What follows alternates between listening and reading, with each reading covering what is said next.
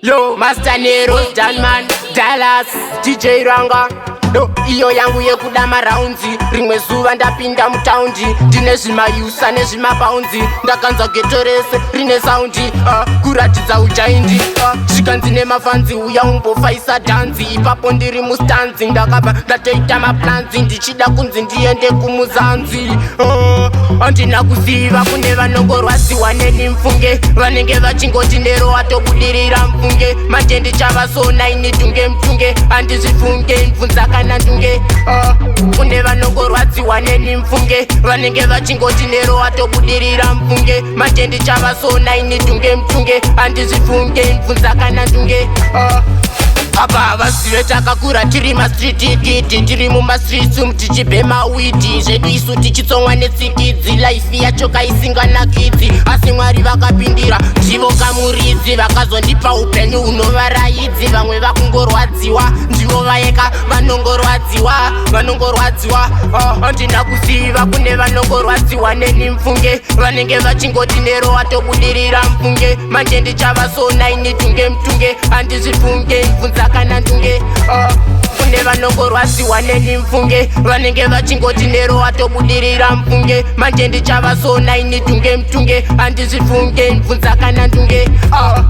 Manje nekuda kwekuimba uku vakawanda vakutonvimba. Kana mabhebhi ndiri kungopa mimba. Saka mamero mumoyo zvovadzimba. Ndiri kudiwa mutare kusvika kwazvimba.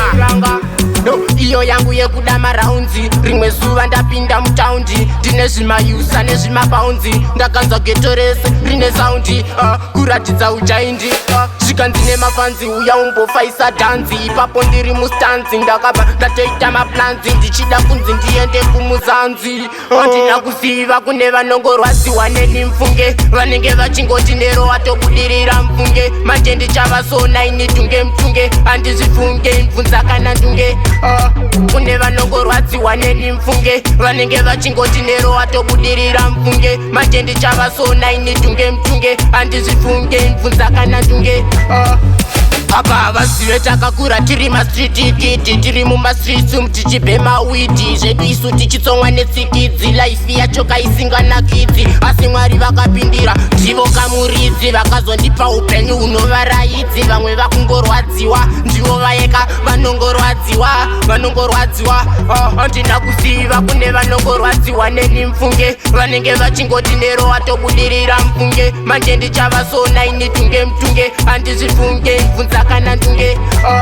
Kune vanongorwadziwa neni mfunge. Vanenge vachingoti Nero atobudirira mfunge. Manje ndichavasona ini tunge mtunge. Handizvifunge mvunza kana ndunge.